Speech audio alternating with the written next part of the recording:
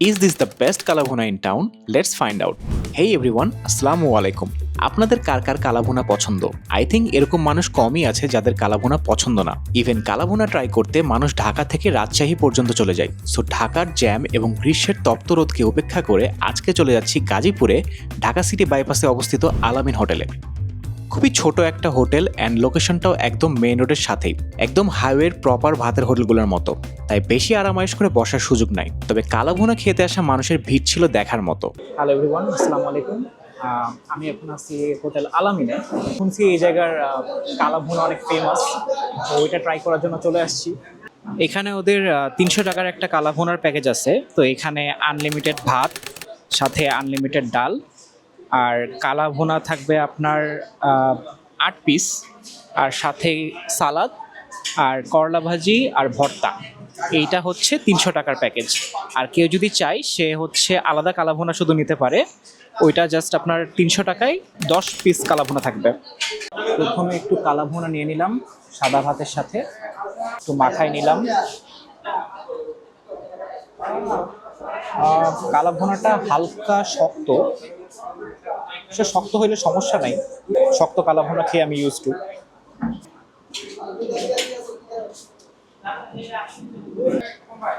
একটা পোড়া পোড়া স্মেল পাচ্ছি। মাংসটা ভাজা অ্যান্ড বাইরে একটু শক্ত মনে হলেও ভিতর থেকে মোটামুটি সফট, প্রপারলি কুক মনে হচ্ছে। এবার একটু সালাদ, মাংস অ্যান্ড লেবু দিয়ে একটু ট্রাই করি। ফার্স্ট লেবু একটু চেপে দিলাম, এরপর একটু সালাদ মাখালাম ভাতের সাথে।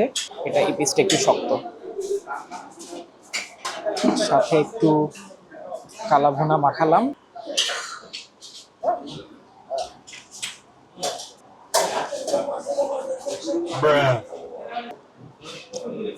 এই কম্বিনেশনটা কিন্তু অনেক জমছে, বিকজ ওদের যে সালাদটা, এই সালাদটাতে ওরা সরিষার তেল ইউজ করে, দেখাই আপনাদেরকে। এবার ওদের করলা ভাজি আর আলুর ভর্তাটা ট্রাই করব।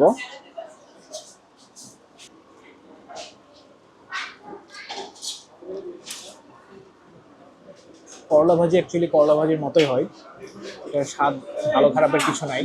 অ্যাকচুয়ালি আমার প্লেটে সরিষার তেলে ভর্তি হয়ে গেছে, সো আমার বুঝার উপায় নেই কোন খাবারটাতে সরিষা আছে কোন খাবারটাতে নাই। বাট আলুর ভর্তাটা ভালো, আলু ভর্তাটাতে মোটামুটি স্পাইসি আর কি। এখন আমি ডাল দিয়ে সব কিছু ট্রাই করবো, সিন্স অলরেডি সবগুলো আইটেম ট্রাই করছি, ডালে ট্রাই করা হয় নাই। ঠিক আছে ঠিক আছে, আর লাগবে না। কিছু কিছু মাংস আছে, মাংস পিস যেগুলো অ্যাকচুয়ালি জাস্ট ধরলেই গলে যায় এরকম একটা অবস্থা, আবার কিছু কিছুগুলা অনেক শক্ত। আই গেস এটা সব জায়গায় কালাভুনা সেমই, বাট যেগুলা নরম এগুলা আবার লাইক মুখে দিলে পুরো মেল্ট হয়ে যাচ্ছে, টেস্ট অন্যরকম। আচ্ছা, সো সব কিছু মাখায় ট্রাই করতেছি। ডাল, ভাত, গরুর মাংস, তারপর লেবু, আলুর ভর্তা, করলা ভাজি, সব কিছু মাখায়া সুপার। মানে আমি অনেস্টলি বলবো, আমার কাছে কালাভুনাটা আমি যদি রেট করি, এটা আই থিঙ্ক 10-এ 7.5 বা 8 পাবে। বিকজ আমি অ্যাকচুয়ালি যেহেতু অনেকগুলো জায়গায় কালাভুনা ট্রাই করছি, maybe not the best one এখানে আর কি, বাট ভালো।